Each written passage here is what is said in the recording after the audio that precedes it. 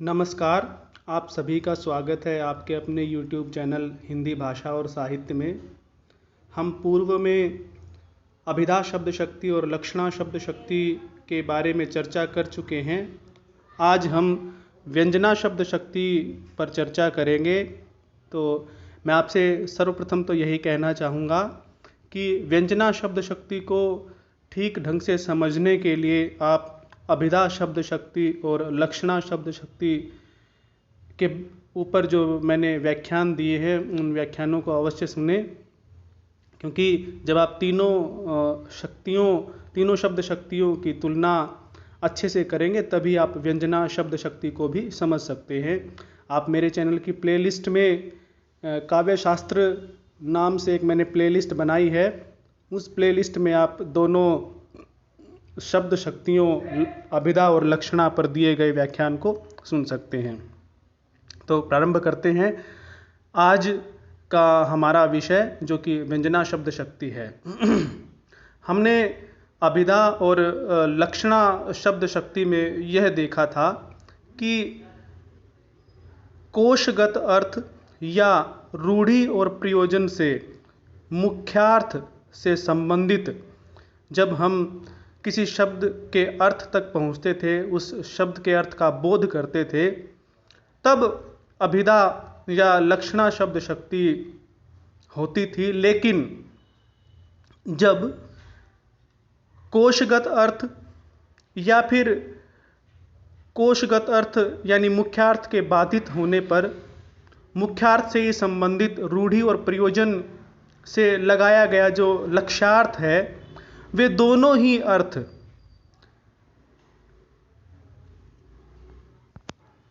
अपना अपना काम कर चुके हों और उन दोनों अर्थों से अलग कोई अर्थ, याद रखिएगा, मुख्यार्थ और लक्ष्यार्थ, इन दोनों अर्थों से अलग कोई अर्थ जो शब्द शक्ति हमें बोध कराती है, उस शब्द शक्ति को व्यंजना शब्द शक्ति कहते हैं। हम ये भी कह सकते हैं कि किसी भी शब्द का पहले या तो अभिधार्थ लगेगा या लक्ष्यार्थ, लेकिन जब अभिधार्थ और लक्ष्यार्थ का बोध होने के बाद उनसे अलग कोई अर्थ हमें जिस शब्द शक्ति के द्वारा पता लगता है, उस शब्द शक्ति को व्यंजना शब्द शक्ति कहते हैं। यानी कि अभिधार्थ और लक्ष्यार्थ से भिन्न अर्थ का बोध कराने वाली शब्द शक्ति को हम व्यंजना शब्द शक्ति कह सकते हैं। हमारे काव्य शास्त्र में एक शब्द आता है ध्वनि। उस ध्वनि संप्रदाय के आनंदवर्धन नामक आचार्य भी रहे हैं और बड़ा ही प्रसिद्ध वो ध्वनि संप्रदाय रहा है। तो जो व्यंजना होती है उसको हम ध्वनि भी कह सकते हैं, व्यंजना को ध्वनि भी कहा जा सकता है। व्यंजना शब्द शक्ति से जो अर्थ हमें प्राप्त होता है उसे व्यंग्यार्थ कहते हैं, उसे हम व्यंग्यार्थ कहते हैं। और जिस शब्द के द्वारा हमें व्यंग्यार्थ प्राप्त होता है उसे हम व्यंजक शब्द कहते हैं।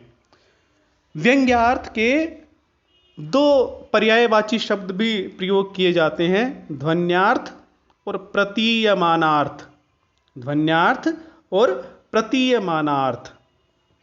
तो आप जहाँ भी इन शब्दों को देखें तो आप उसे व्यंग्यार्थ ही समझें। अब बात आती है सामने कि किस प्रकार से अभिधा और लक्षणा का प्रयोग होने के बाद हम व्यंजना शब्द शक्ति के द्वारा किसी भिन्न अर्थ तक पहुँचते हैं। हम उदाहरण लेते हैं। एक उदाहरण बड़ा ही कॉमन सा उदाहरण है और लगभग बहुत जगह इसका प्रयोग किया जाता है। मैं भी इसका प्रयोग करता हूँ। अन्य उदाहरण भी हम प्रस्तुत करेंगे। जैसे सूर्यास्त हो गया या सूरज डूब गया। अब सूरज डूब गया वाक्य तो एक ही है। अगर हम इसमें अभिधा अभिधात्मक अर्थ देखें तो क्या अर्थ लगेगा कि सूरज डूब गया है, शाम होने वाली है। लेकिन अलग अलग व्यक्तियों के लिए अलग अलग परिस्थिति में इसका अर्थ भिन्न भिन्न होगा। जैसे यदि कोई किसान खेत में काम कर रहा है तो उस किसान के लिए सूर्यास्त हो गया का अर्थ होगा कि अब कार्य को समाप्त करके घर की तरफ चलना चाहिए। यदि कोई विद्यार्थी पढ़ रहा है उसके लिए अर्थ होगा कि अब विद्याध्ययन को विराम देकर कुछ और कार्य करना चाहिए। यदि किसी भक्त को यह बात कही गई है तो उसके लिए इस सूर्यास्त हो गया का अर्थ होगा कि अब पूजा पाठ करने का, साधना करने का समय हो गया है। यदि किसी गृहिणी को यह वाक्य कहा जाए तो उसके लिए अर्थ होगा कि अब रसोई घर में भोजन बनाने का कार्य करने का समय हो गया है। तो इस प्रकार हमने देखा है कि एक ही वाक्य की अलग अलग अर्थ छटाएं हैं, और ये भी देखा कि अभिधा शब्द शक्ति अपना कार्य कर चुकी थी। उसने केवल यह बताया था कि सूरज डूब गया है और शाम होने वाली है, इतना ही कह सकते हैं। लक्षणा शब्द शक्ति का इसमें प्रयोग नहीं हुआ। लेकिन अभिधा शब्द शक्ति के कार्य करने के बाद उससे इतने सारे जो अर्थ निकले हैं वो हमें व्यंजना शब्द शक्ति के द्वारा उपलब्ध हुए हैं। हम ये कह सकते हैं कि किसी भी शब्द में पहले या तो अभिधात्मक अर्थ लगेगा या लक्षणात्मक अर्थ लगेगा, लक्ष्यार्थ लगेगा।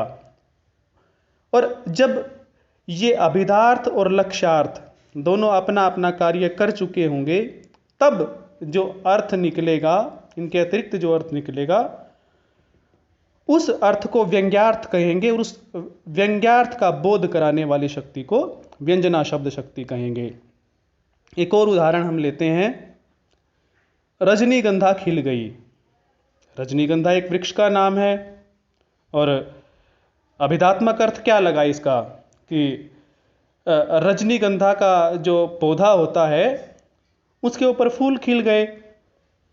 अभिधात्मक अर्थ यही हुआ। और हम ये जानते हैं कि रजनीगंधा कब खिलती है? आधी रात को।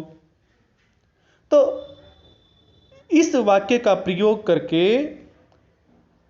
भिन्न स्थितियों में भिन्न अर्थ लगाया जा सकता है। जैसे यदि कोई चोर ये बात कहे चोरी करते समय कि रजनीगंधा खिल गई, तो उसका अभिप्राय क्या होगा कि आधी रात हो गई और अब सब सो चुके होंगे, चोरी करने जाना चाहिए। यदि इसी बात का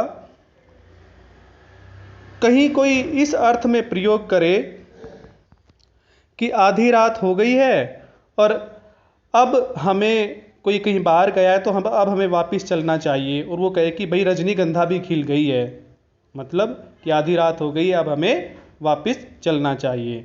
तो इस प्रकार से अलग अलग अर्थ छटाएं शब्दों की बनती हैं, और वे न तो अभिधा से हमें बोध होती हैं और ना ही लक्षणा से बोध होती हैं। इसलिए उन अर्थ छटाओं का बोध कराने वाली शक्ति को हम व्यंजना शब्द शक्ति के नाम से जानते हैं। यह तो बात हुई कि व्यंजना शब्द शक्ति होती क्या है। अब हम इसके भेदों की चर्चा करेंगे। जिस तरह से हमने अभिधा शब्द शक्ति, लक्षणा शब्द शक्ति के भेदों की चर्चा की, ऐसे ही अब हम व्यंजना शब्द शक्ति के भेदों की चर्चा करेंगे। अब व्यंजना शब्द शक्ति के भेदों की चर्चा करते हुए हम ये देखते हैं कि व्यंजना शब्द शक्ति के प्रमुखतया दो भेद होते हैं। वैसे तो हमारे जो काव्य शास्त्र के, संस्कृत काव्य शास्त्र के मनीषी और आचार्य थे, उन्होंने व्यंजना शब्द शक्ति के 30 भेद किए हैं, लेकिन हम मुख्यतया दो भेद करते हैं। पहला है शाब्दी व्यंजना और दूसरा आर्थी व्यंजना।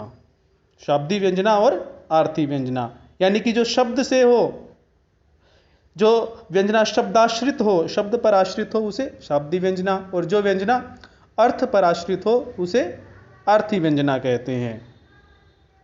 पहले हम शाब्दी व्यंजना को लेते हैं। किसी शब्द पर आधारित व्यंजना को शाब्दी व्यंजना कहते हैं। यह ठीक उसी तरह से है जिस तरह से हम श्लेष अलंकार के बारे में पढ़ते हैं, और श्लेष के भी हम दो भेद पढ़ते हैं, शब्द श्लेष और अर्थ श्लेष। यानी जो श्लेष अलंकार शब्द पर आधारित हो उसे शब्द श्लेष, और जो अर्थ पर आधारित श्लेष हो उसे अर्थ श्लेष कहते हैं।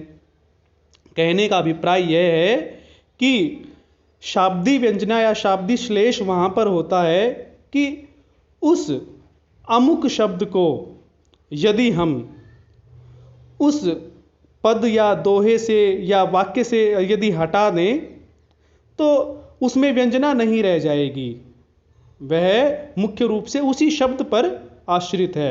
उस शब्द का यदि हम कोई पर्यायवाची भी लें तो भी व्यंजना समाप्त हो जाएगी। और आर्थी व्यंजना में यदि हम उस शब्द के स्थान पर उसका कोई पर्यायवाची भी लगा दें तो भी वह आर्थी व्यंजना उस वाक्य से या उस पद से, काव्य से वह व्यंजना नष्ट नहीं होगी। यही मुख्य भेद है कि शाब्दी व्यंजना में जिस शब्द पर आधारित व्यंजना का बोध हम कर रहे हैं, यदि उस शब्द का पर्यायवाची लगा दें, उस शब्द का पर्यायवाची प्रयोग करें, समान अर्थ वाले शब्द का प्रयोग करें, तो व्यंजना समाप्त हो जाएगी। केवल उसी शब्द का प्रयोग करेंगे तो व्यंजना हमारे सामने आएगी, वरना व्यंजना समाप्त हो जाएगी। लेकिन आर्थी व्यंजना में ऐसा नहीं है। पर्यायवाची या समान अर्थ वाले शब्द का प्रयोग करने से भी व्यंजना ज्यों की त्यों उस काव्य में रहती है।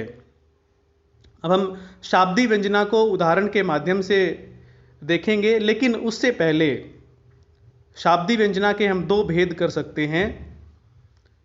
पहला अभिधा शाब्दी व्यंजना और दूसरा लक्षणा शाब्दी व्यंजना।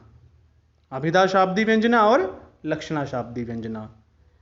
अब नाम से ही स्पष्ट है कि जो शाब्दी व्यंजना अभिधा शब्द शक्ति पर आधारित हो, यानी पहले अभिधात्मक अर्थ लगेगा और फिर उसी शब्द से व्यंग्यार्थ की प्रतीति होगी। और लक्षणा शाब्दी व्यंजना में पहले लक्ष्यार्थ का बोध होगा और उसके बाद व्यंग्यार्थ का बोध होगा। उदाहरण के द्वारा अच्छे से समझ आ सकता है। अब हम उदाहरण लेते हैं अभिधा शाब्दी व्यंजना का। पहले हम अभिधा शाब्दी व्यंजना का उदाहरण लेते हैं। नवजीवन दो घनश्याम हमें। अब यहां देखिए, घनश्याम शब्द और नवजीवन शब्द। घनश्याम काले बादल को भी कहते हैं और घनश्याम कृष्ण को भी कहा जाता है, और नवजीवन पानी को भी जीवन कहा जा सकता है, और आनंद को, दर्शन आनंद को भी जीवन कहा जा सकता है, नया जीवन। अब इन्हीं शब्दों पर यहाँ शाब्दी जो अभिधात्मक शाब्दी व्यंजना है वह आधारित है। कैसे कि घनश्याम, इसके दो अभिधात्मक अर्थ होते हैं, घनश्याम काला बादल और घनश्याम कृष्ण, दोनों के अभिधात्मक अर्थ हैं बादल और कृष्ण। ऐसे ही नवजीवन, नवजीवन इसका एक लक्षणात्मक अर्थ हुआ कि पानी, जीवन का मतलब पानी, ये तो लक्षणात्मक अर्थ हुआ, लेकिन जीवन का एक मतलब कि आनंद। तो नवजीवन दो घनश्याम हमें, हे कृष्ण आप मथुरा से लौट आइए और आप हमें नया जीवन प्रदान कीजिए। दूसरा अर्थ, हे बादल आप पानी बरसाकर हमें नया जीवन प्रदान करें। तो यदि हम घनश्याम शब्द को केवल कृष्ण कहें, नवजीवन दो कृष्ण हमें, तो क्या हम इन दोनों अर्थों तक पहुंच सकते हैं? कदापि नहीं। घनश्याम शब्द का पर्यायवाची अगर हम पहले कृष्ण लिया, अगर घनश्याम का अर्थ हम बादल लें, तो क्या दोनों अर्थों तक पहुंच सकते हैं? बिल्कुल भी नहीं। एक घनश्याम शब्द ऐसा है, केवल इसी शब्द के रहने से यहाँ दोनों अर्थों तक हम पहुंच सकते हैं, हम व्यंजना तक पहुंच सकते हैं। अतः यहाँ पर शाब्दी व्यंजना हुई। और यदि नवजीवन को हम केंद्र में रखें तो लक्षणा शाब्दी व्यंजना हुई, और घनश्याम को केंद्र में रखें क्योंकि यह अभिधात्मक अर्थ पर आधारित है, तो ये अभिधा शाब्दी व्यंजना हुई। तो इसमें अभिधा शाब्दी व्यंजना और लक्षणा शाब्दी व्यंजना दोनों ही सम्मिलित हैं। अब हम एक बिल्कुल शुद्ध अभिधा शाब्दी व्यंजना का उदाहरण देखते हैं। बड़ा ही प्रसिद्ध उदाहरण है, कबीर माफ कीजिएगा, बिहारी का एक दोहा है, चिर जीवो जोरी जुरे क्यों न स्नेह गंभीर, को घटी ए वृषभानुजा वे हलधर के वीर। चिर जीवो, चिरकाल तक जीवित रहे, जोरी जुरे यानी इनकी जोड़ी बनी रहे, क्यों न स्नेह गंभीर, इनमें इतना अधिक स्नेह क्यों न हो, को घटी इनमें से कौन कम है, ए वृषभानुजा, ये तो वृषभानु जा, वृषभानु माना जाता है कि राधा के पिता का नाम वृषभानु था, और जा मतलब उनसे उत्पन्न हुई उनकी पुत्री। तो को घटी इनमें से कौन कम है, ए वृषभानुजा, यह तो वृषभानु की पुत्री राधा हैं। वे हलधर के वीर, हलधर बलराम का दूसरा नाम है, कि वे बलराम के वीर मतलब भाई, कि वे बलराम के भाई हैं। लेकिन जो ये दोनों शब्द हैं वृषभानुजा और हलधर, इन दोनों शब्दों का दूसरी तरह से अगर हम अभिधात्मक अर्थ लें, वृषभानु जा, अगर इस तरह से हमने इसका संधि विच्छेद किया तो अर्थ बना राधा, और वृषभ जमा अनुजा, इस तरह से अर्थ लें तो वृषभ माने बैल, और अनुज से अनुजा बना है, अनुज का मतलब छोटा भाई और अनुजा मतलब छोटी बहन। तो ये बैल की छोटी बहन, बैल की छोटी बहन यानी कि गाय, वे हलधर के वीर, और हलधर, हल को कौन धारण करता है, हलधर हल को धारण करने वाला बैल, और वे बैल के भाई हैं। तो इनकी जोड़ी क्यों न चिरकाल तक रहे, और क्यों न इनमें इतना गंभीर स्नेह हो, क्योंकि ये तो गाय हैं और ये बैल हैं। तो व्यंजना तक हम पहुंचे केवल इन्हीं दो शब्दों के कारण, वृषभानुजा और हलधर के कारण। आप वृषभानुजा की जगह अगर राधा शब्द का प्रयोग करें, राधिका शब्द का प्रयोग करें, तो क्या आप दोनों अर्थों तक पहुंच सकते हैं? नहीं पहुंच सकते। हलधर के स्थान पर आप बलराम का प्रयोग कीजिए, आप दोनों अर्थों तक नहीं पहुंच सकते।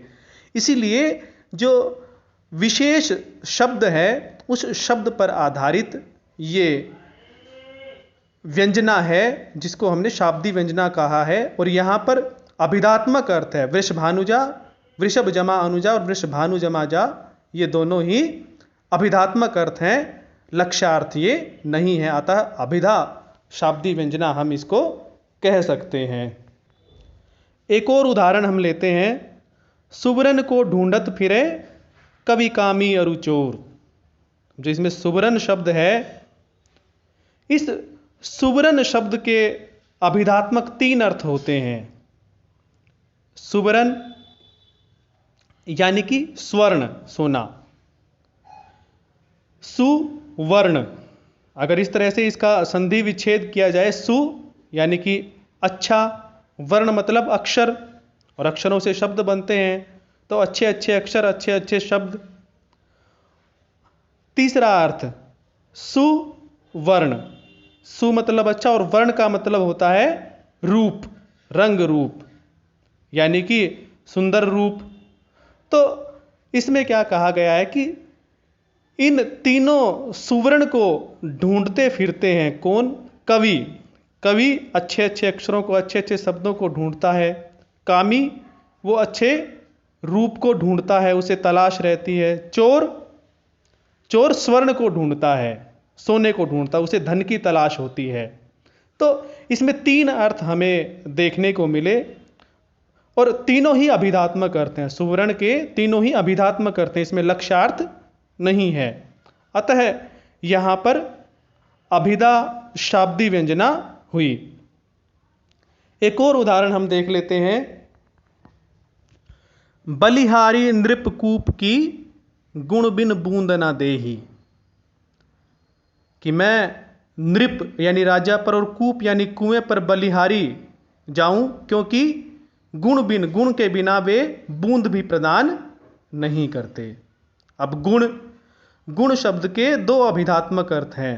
पहला तो गुण यानी कि ट्रेट्स जिसको हम कहते हैं, किसी में कोई क्वालिटीज होना, और दूसरा डोरी। गुण का मतलब क्या होता है? डोरी। तो राजा की विशेषता क्या है कि वह गुणी व्यक्ति का सत्कार करता है और उसी गुणी व्यक्ति को कुछ भी प्रदान करता है। ऐसे ही कुएं की विशेषता क्या है कि जब तक आप रस्सी का प्रयोग नहीं करेंगे, गुण का प्रयोग नहीं करेंगे, जिसका अर्थ रस्सी भी होता है, तब तक वह आपको एक बूंद जल भी प्रदान नहीं करेगा। अतः यहाँ पर भी क्योंकि गुण शब्द के दोनों अभिधात्मक अर्थ हैं, तो अभिधा शाब्दी व्यंजना का प्रयोग किया गया है। अब यह तो हुई शाब्दी व्यंजना का एक प्रकार, जिसे हम अभिधा शाब्दी व्यंजना कहते हैं। अब हम शाब्दी व्यंजना का ही दूसरा प्रकार लेते हैं, जिसे हम लक्षणा शाब्दी व्यंजना कहते हैं। इसके उदाहरण हम देखते हैं। अध्यापक ने ऐसा पढ़ाया कि लड़का सर्वथा सुधर गया। अब इसमें आप देखिए कि अभिधात्मक अर्थ क्या हुआ कि अध्यापक ने बहुत अच्छा पढ़ाया तो लड़का जो है बिल्कुल ही सुधर गया। लक्षणा से जो लक्ष्यार्थ लगाया जाए वो क्या होगा? अध्यापक ने ऐसा पढ़ाया कि लड़का सर्वथा सुधरने का मतलब लक्षणा से हम क्या लगा सकते हैं कि वह सर्वथा बिगड़ गया। पहले से जितना सुधरा था वह भी उसका सुधार समाप्त हो गया। तो लक्ष्यार्थ क्या हुआ कि अध्यापक ने ऐसा पढ़ाया कि लड़का सर्वथा बिगड़ गया। तीसरा अर्थ क्या होगा कि अध्यापक का शिक्षण असफल रहा, अध्यापक का शिक्षण अनुपयुक्त रहा। अब देखिए, जो हमने तीसरा अर्थ लगाया वो क्या है? व्यंग्यार्थ, व्यंजना शब्द शक्ति से प्राप्त हुआ है। और वो लक्षणा शब्द शक्ति का पहले जब हमने प्रयोग किया कि अध्यापक ने ऐसा पढ़ाया कि लड़का बिगड़ गया, उससे हमें व्यंग्यार्थ तक पहुंचने में सहायता मिली। पहले हमने लक्ष्यार्थ लगाया और उसके बाद व्यंग्यार्थ हमारे सामने आता है कि अध्यापक का शिक्षण कार्य अनुपयुक्त रहा, अध्यापक ने अच्छे से नहीं पढ़ाया, लड़का जैसा पहले था उससे भी अधिक बिगड़ गया। तो यह पहला उदाहरण हुआ लक्षणा शाब्दी व्यंजना का। एक उदाहरण हम देखते हैं जो कि मैथिली शरण गुप्त की पंक्तियां हैं और महावीर प्रसाद द्विवेदी जी के सम्मान में उन्होंने ये बातें कही थी। करते तुलसीदास भी कैसे मानस नाद, महावीर का यदि उन्हें मिलता नहीं प्रसाद। अब यहाँ पर मानस जो शब्द है और तुलसीदास जो शब्द है, अब तुलसीदास शब्द का प्रयोग उन्होंने लक्ष्यार्थ के रूप में स्वयं के लिए किया है। तुलसीदास शब्द का प्रयोग लक्ष्यार्थ के रूप में स्वयं के लिए किया है मैथिली शरण गुप्त ने, क्योंकि तुलसीदास ने जैसे मानस लिखी थी वैसे ही मैथिली शरण गुप्त ने साकेत लिखी थी। मानस नाद अब मानस शब्द जो है मन के लिए लक्ष्यार्थ के रूप में प्रयोग हुआ है, और वो मानस रामचरितमानस के लिए। महावीर, महावीर शब्द एक तरफ हनुमान के लिए और दूसरा लक्ष्यार्थ क्या है, उसका दूसरा लक्ष्यार्थ है महावीर प्रसाद द्विवेदी।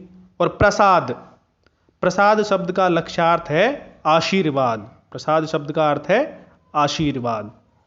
तो जिस प्रकार से ये कहा जाता है कि हनुमान जी के आशीर्वाद से तुलसीदास जी ने रामचरितमानस की रचना की, वैसे ही यदि मैथिली शरण गुप्त को भी महावीर प्रसाद द्विवेदी का आशीर्वाद नहीं मिलता तो वे भी अपने मन का गान, यानी कि जो उन्होंने साकेत की रचना की, वह नहीं कर सकते थे।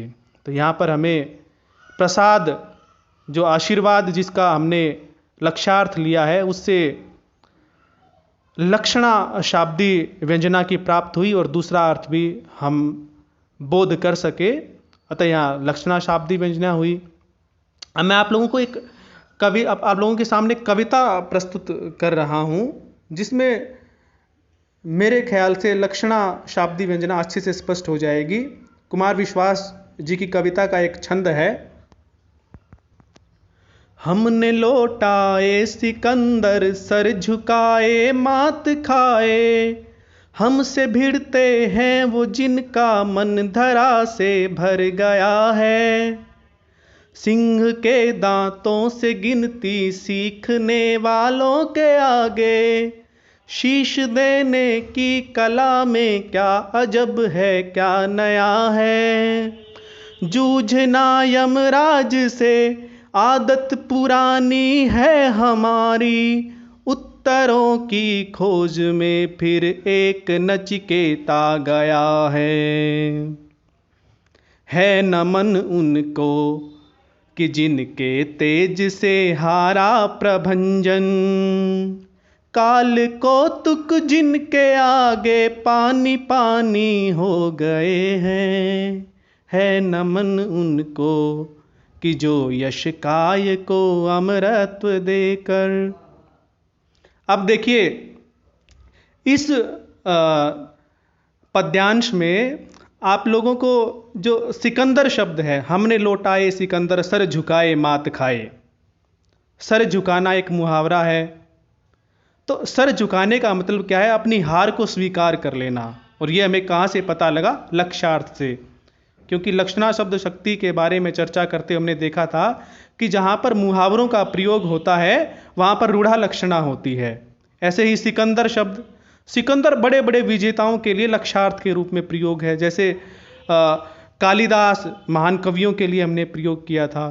तो इसका अर्थ क्या हुआ कि हमने सिकंदर जैसों को भी हार स्वीकार करा के और उनको हराकर उनके घर वापस भेज दिया। लेकिन व्यंग्यार्थ क्या हुआ कि हम अपने इतिहास में बहुत वीर रहे हैं और ऐसे विश्व विजेताओं को भी हमने धूल चटाई है।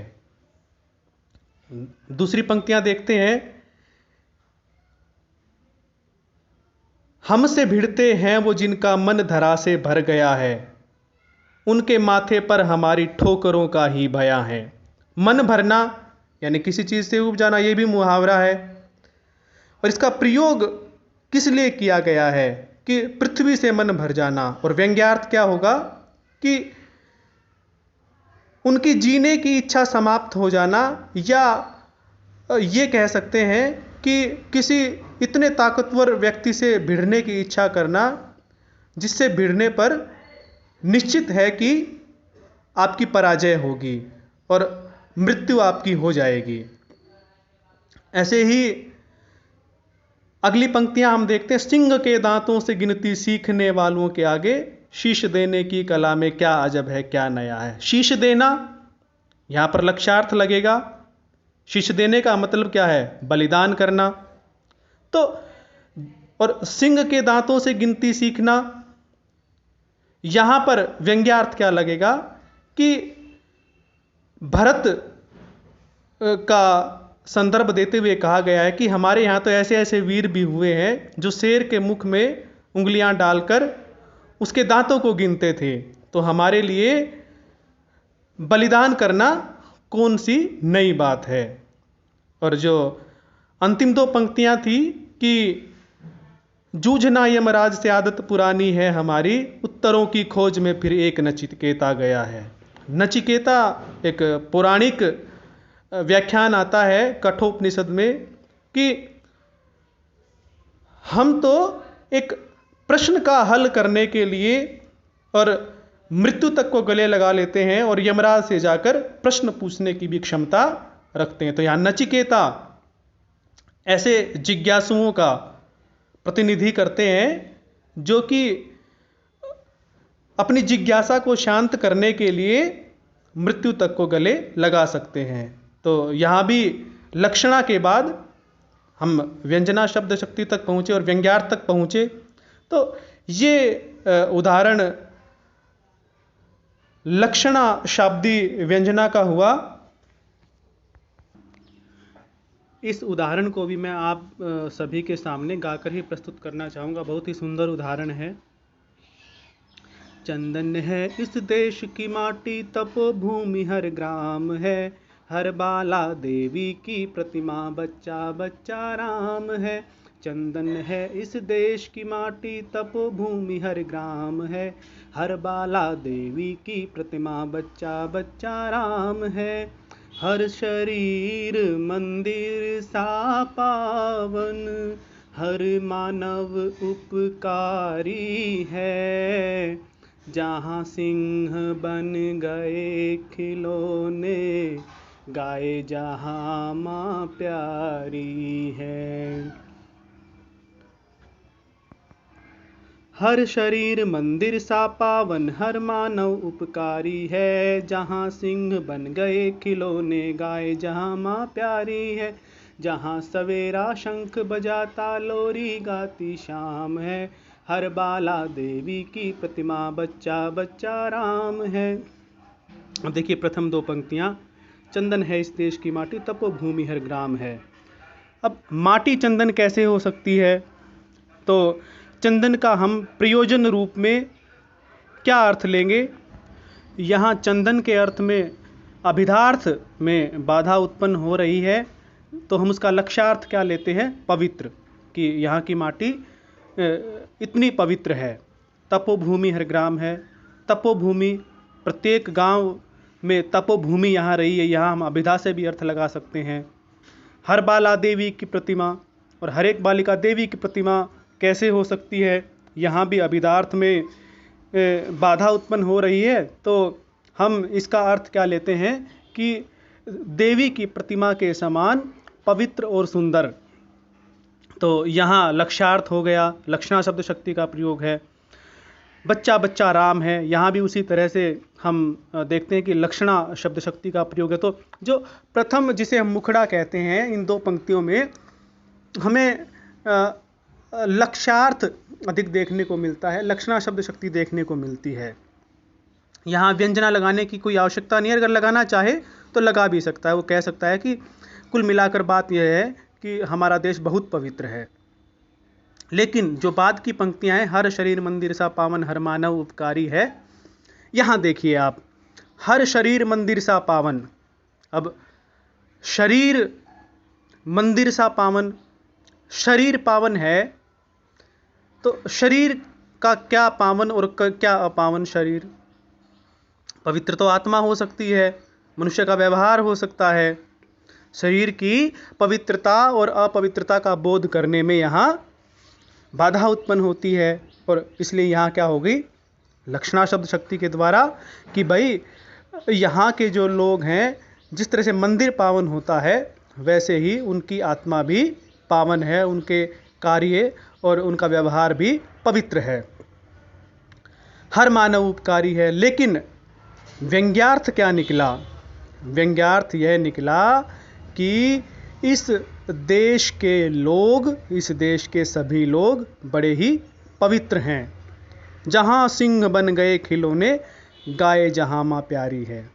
सिंह का खिलौना बनना, सिंह को खिलौना कैसे बना सकते हैं, तो खिलौने का लक्ष्यार्थ क्या लेंगे कि ऐसी वस्तु जिसे खेला जा सके। और व्यंग्यार्थ क्या होगा, पहले लक्ष्यार्थ लगा, फिर व्यंग्यार्थ क्या होगा, व्यंग्यार्थ ये होगा कि जहां लोग इतने वीर हैं कि उनके लिए शेर आदि भी खेलने की वस्तुएं हैं, गाय जहां मां प्यारी है, और इतने सीधे साधे और इतने प्रकृति प्रेमी लोग हैं कि गाय की पूजा करते हैं। जहां सवेरा शंख बजाता लोरी, सवेरा शंख कैसे बजा सकता है, तो शंख बजाने का मतलब क्या है कि सुबह के समय शंख बजता है, ये व्यंग्यार्थ हुआ। लोरी गाती शाम है, और शाम को माएँ अपने बच्चों को सुलाने के लिए लोरी गाती हैं, उस बात की बात है। तो व्यंग्यार्थ यहाँ पर है, पहले लक्ष्यार्थ निकला फिर उसका व्यंग्यार्थ निकला। तो जैसा कि आप देखते हैं इस कविता में कहीं लक्ष्यार्थ है तो कहीं लक्ष्यार्थ के बाद व्यंग्यार्थ हमें देखने को मिलता है। अतः यहाँ लक्षणा शब्द शक्ति भी है और लक्षणा शाब्दी व्यंजना भी विद्यमान है। तो मेरे ख्याल से ये उदाहरण बहुत हैं कि जिनके आधार पर लक्षणा शाब्दी व्यंजना को अच्छी तरह से समझा जा सके। माने हम ये कह सकते हैं कि जहाँ अभिधा के बाद व्यंजना मिले वहाँ अभिधा शाब्दी व्यंजना, जहाँ लक्षणा के बाद व्यंजना मिले वहाँ लक्षणा शाब्दी व्यंजना।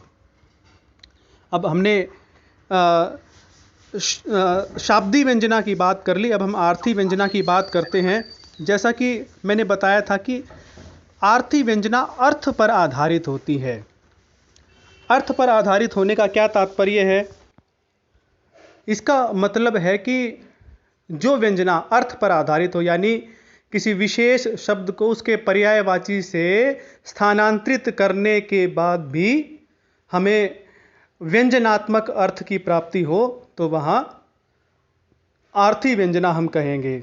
अब हम आर्थी व्यंजना के कुछ उदाहरण देख लेते हैं। एक उदाहरण है, उसमें एक स्थिति की कल्पना करते हैं। दो मित्र आमने सामने खड़े हैं। एक मित्र दूसरे से कहता है कि अरे तुम्हारे चेहरे से तो शैतानी झलकती है, अरे तुम्हारे चेहरे से तो शैतानी झलकती है। ये तो कोई अभिधात्मक बात हो गई। लेकिन जो दूसरे मित्र का उत्तर है वह सुनिए, अरे मुझे तो आज ही पता लगा कि मेरा चेहरा दर्पण भी है, अरे मुझे तो पता लगा कि मेरा चेहरा तो दर्पण भी है। अब यहाँ आप दर्पण की जगह शीशा लगा दीजिए, मिरर लगा दीजिए, तो अर्थ तो जो व्यंजनात्मक अर्थ है वो एक जैसा रहेगा। आप व्यंजना तक जरूर पहुँचे होंगे। व्यंजना इसमें यह है कि भाई मुझे तो अभी पता लगा कि मेरा चेहरा तो उस शीशे के समान है जिसमें सामने वाले का प्रतिबिंब दिखाई देता है, अर्थात मेरे चेहरे में तो मेरी शैतानी नहीं अपितु तुम्हारी शैतानी दिखाई देती है। तो ये इस वाक्य की व्यंजना थी, लेकिन यह शब्द आधारित नहीं थी। आप दर्पण शब्द को बदल देंगे तो भी व्यंजना ज्यों की त्यों विद्यमान रहती है। अतः हम इसे आर्थी व्यंजना का उदाहरण कह सकते हैं। रामचरितमानस से एक बड़ा ही उत्तम उदाहरण है। सीता हरण तात जनि कहियो पितासन जाई, जो मैं राम तो कुल सहित कहहि दशानन आई। अब इसमें देखिए कि अर्थ क्या हुआ। सीता हरण तात, तात जटायु को कहा गया है। प्रसंग वो है जब जटायु मरणासन्न थे, रावण से युद्ध करते हुए जटायु मरणासन्न हो गए और श्री राम को वे वन में मार्ग में मिले जब वो सीता को खोज रहे थे। उस समय जटायु से जो बातचीत श्री राम की होती है, श्री राम का जो वार्तालाप होता है, उस वार्तालाप को श्री राम ने जटायु से किस तरह से किया है, यहाँ आपको व्यंजना देखने को मिलेगी कि हे तात, हे जटायु, आप पितासन, पिता के पास जाकर सीता हरण के बारे में मत बताना। अब पिता के संग पिता के पास जाना। अब वैसे तो पिता के पास, उनके पिता तो स्वर्ग में हैं, तो पिता के पास जाने का मतलब क्या है कि ये आपकी भी मृत्यु अब निश्चित है, आप मरणासन्न हैं, तो आपको निश्चित ही वहाँ जाना पड़ेगा और वहाँ जाकर आप सीता हरण की बात को पिता के सामने मत कहना। अब इसमें व्यंजनात्मक अर्थ क्या है कि आप मेरे स्वर्गवासी पिता को वहाँ जाकर सीता हरण की बात मत बताना, क्योंकि व्यंग्यात्मक अर्थ क्या है, क्योंकि वे इस बात को सुनकर अत्यधिक दुखी हो जाएंगे। दूसरी पंक्ति देखिए, जो मैं राम तो कुल सहित कहहि दशानन आई। यदि मैं राम हूं तो सीता हरण की बात अपने परिवार सहित दशानन ही उनको जाकर कहेगा। अब अभिधा में तो केवल इतना ही अर्थ है, लेकिन व्यंजनात्मक अर्थ क्या है? व्यंजनात्मक अर्थ क्या है कि यदि मैं रघुकुल का वंशज हूं और मेरा यदि राम नाम सार्थक है, तो मैं कुल सहित रावण का वध करूंगा, और जब वह स्वर्ग जाएगा तो वह पिताश्री को सीता हरण का समाचार सुनाएगा। तो व्यंजना हुई यह। अब इस पूरे दोनों पंक्तियों में आप कहीं भी यह नहीं देखेंगे कि किसी शब्द का पर्यायवाची अगर हम लें तो उसका पर्यायवाची लेने से ये जो व्यंजना जो हमने बताई है, जो अर्थ बताया है, इस अर्थ पर कोई भी प्रभाव पड़ेगा। कोई भी ऐसा शब्द नहीं है, आप निसंदेह इनमें से किन्हीं शब्दों को पर्यायवाची से बदल सकते हैं। तो जो व्यंजना जो हमें प्राप्त होती है वो व्यंजना ज्यों की त्यों रहेगी, और जो व्यंजना शब्दाश्रित नहीं होती, केवल अर्थ पर आश्रित होती है, तो उसे आर्थी व्यंजना हम कहते ही हैं। अतः ये आर्थी व्यंजना का उदाहरण हुआ। एक और उदाहरण हम देखते हैं, ये भी रामायण का ही प्रसंग है, राम कथा का ही प्रसंग है, और इसके रचयिता श्री केशव दास जी हैं। उन्होंने रामचंद्रिका एक अपनी कृति की रचना की थी। उस कृति में ऐसा वर्णन आता है कि जब हनुमान को ब्रह्म फांस में मेघनाद के द्वारा बांध लिया जाता है और रावण के सम्मुख हनुमान जी को प्रस्तुत किया जाता है, तब रावण और हनुमान जी का जो प्रसंग है उसका बड़ा ही सुंदर वर्णन उसमें किया है, और उसमें कहाँ व्यंजना देखने को मिलेगी, ये बात बड़ी दिलचस्प है। रावण ने पूछा, रे कपि कौन तू? हनुमान जी ने उत्तर दिया, अक्ष को घातक दूत बलि रघुनंदन जी को। रावण के पूछने पर हनुमान जी ने उत्तर दिया कि मैं तो अक्षय कुमार आपके पुत्र को मारने वाला हूं और बलशाली श्री रघुनंदन जी का, श्री राम जी का दूत हूं। त्रिशिरा खर दूषण दूषण भूषण, मैं त्रिशिरा और खर दूषण का जो वध करने वाले श्री राम हैं उनका दूत हूं।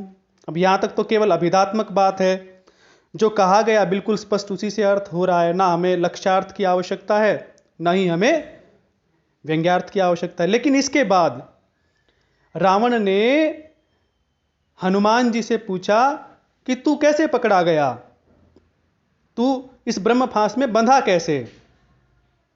तो हनुमान जी ने जो उत्तर दिया उसमें व्यंजना है। आप देखिए उसमें आर्थी व्यंजना कैसे है कि अशोक वाटिका में सोई हुई स्त्रियों को देखने के पाप से, अशोक वाटिका में सोई हुई स्त्रियों को देखने के पाप से।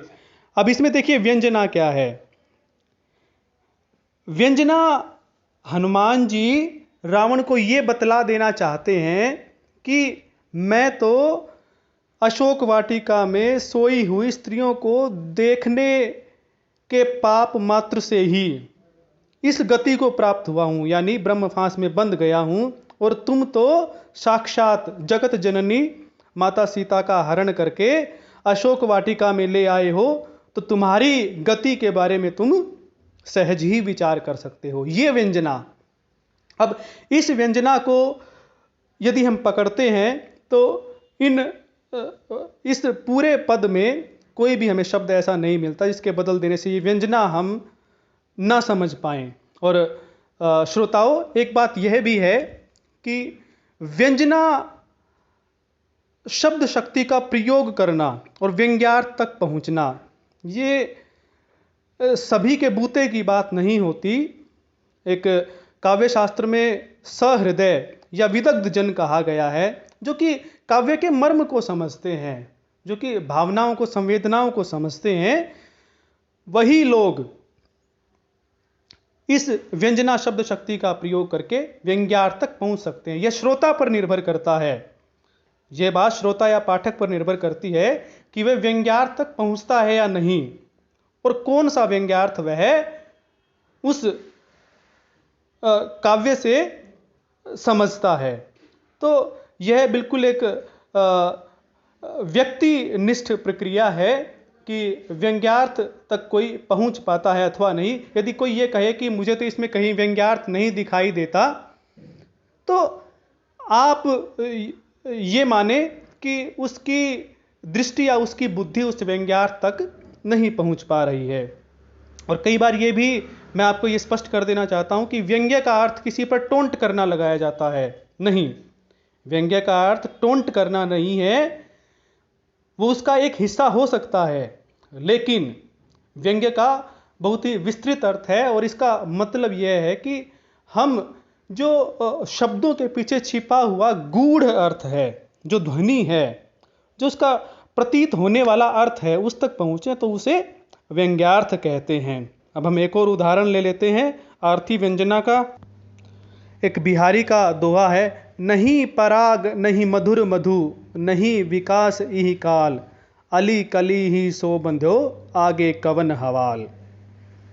वैसे तो वो भंवरे को संबोधित कर रहे हैं कि अब ना तो इसमें पराग है, ना ही मीठा मीठा अभी मधु इसमें है, इस पुष्प में, तो अभी ही तू इस कली के साथ इतना बंधा हुआ है, तो आगे जाकर तेरा क्या हाल होगा। भंवरे को संबोधित करें, लेकिन वास्तव में वो राजा जयसिंह को चेतावनी दे रहे थे कि अभी आप भोग विलास में इतने लिप्त हैं, तो आगे जाकर आपका क्या हाल होगा। तो ये व्यंग्य आप बहुत सी अधिकतर कविताओं में ढूंढ सकते हैं। हमने शब्द शक्ति के बारे में चर्चा करते हुए यह बात कही थी कि अभिधा को लोगों ने बहुत महत्वपूर्ण माना है, लेकिन बाद के जितने भी कवि हुए हैं या काव्य शास्त्री हुए हैं, उन्होंने व्यंग्य को ही, व्यंग्यार्थ को ही कविता का प्रमुख अंग माना है। आप अगर परिभाषाएं भी देखें, रमणीयार्थकम प्रतिपादकम शब्दम काव्यम, ये एक काव्य की बड़ी प्रसिद्ध सी परिभाषा है। इसमें रमणीयार्थ का मतलब क्या है? रमणीयार्थ व्यंग्य ही है, रमणीयार्थ ध्वनि ही है। तो व्यंग्यार्थ का, या हम व्यंजना शब्द शक्ति का कह सकते हैं कि काव्य में बहुत अधिक महत्व है, साहित्य में बहुत अधिक महत्व है, और अधिकतर कविताओं में आपको व्यंग्यार्थ मिलेगा। और बाद में तो ऐसा भी माना जाने लगा कि जिन कविताओं में व्यंग्य नहीं है, ध्वनि नहीं है, वो श्रेष्ठ कविताएं नहीं हैं। यहाँ तक कि जो हमारा एक संप्रदाय है, ध्वनि संप्रदाय, उस ध्वनि संप्रदाय में आनंदवर्धन ने इसी ध्वनि या व्यंग्य को ही श्रेष्ठ काव्य की संज्ञा दी है। और अधिकतर विद्वान भी उस बात से सहमत है। काव्य कहा भी उसी को गया है जिसको वक्रोक्ति कहते हैं, कि जिसमें बात सीधे ढंग से ना कहकर गूढ़ अर्थ में कही जाए और उसमें से कोई व्यंग्य या ध्वनि उत्पन्न हो। अब मैं एक बात और यहाँ स्पष्ट कर दूं कि जिस प्रकार से हमने देखा था कि लक्षणा में हमने कुछ अलंकारों को और लक्षणा शब्द शक्ति के साथ जोड़ा था, वो आप लक्षणा शब्द शक्ति में सुन सकते हैं व्याख्यान में। ऐसे ही जो व्यंजना शब्द शक्ति का एक भेद है शाब्दी व्यंजना का, उस शाब्दी व्यंजना को आप श्लेष अलंकार से जोड़ सकते हैं। हम ये कह सकते हैं कि जहाँ श्लेष अलंकार होगा, जहां श्लेष अलंकार होगा वहां आपको शाब्दी व्यंजना मिलेगी। एक और बात हम कह सकते हैं कि जहां पर अनेकार्थी शब्द का प्रयोग होगा, जहां पर अनेकार्थी शब्द का प्रयोग होगा वहां शाब्दी व्यंजना, और जहां एकार्थी शब्द का प्रयोग होगा वहां पर आर्थी व्यंजना होती है। अब आप कहेंगे कि हमने अभिधा शब्द शक्ति की बात करते हुए भी अनेकार्थी और एकार्थी शब्दों की बात की थी, लेकिन इन दोनों स्थितियों में बिल्कुल ही अलग बात है। जो हम अभिधा में अनेकार्थी शब्दों का प्रयोग करते हैं उनका अर्थ लगाने की प्रक्रिया बिल्कुल अलग है, और जब हम व्यंजना शब्द शक्ति में अनेकार्थी शब्दों की बात करते हैं तो इनकी प्रक्रिया बिल्कुल ही अलग है। हम उदाहरण ले लेते हैं। हमने लिया था शंख चक्र युत हरि लसय, कि शंख और चक्र के साथ सुशोभित हो रहे हैं। अब हरि शब्द के अनेक अर्थ हैं, उनमें सर्प भी हो सकता है, वानर, विष्णु, सिंह, लेकिन इसमें हमने कौन सा अर्थ लिया? विष्णु, क्योंकि शंख और चक्र विष्णु के ही पास होते हैं। क्या हम इसमें जितने भी हरि शब्द के अर्थ हैं सबका अर्थ लगा सकते हैं व्यंजना के द्वारा, कि शंख चक्र से युक्त विष्णु भी हैं, शंख चक्र से युक्त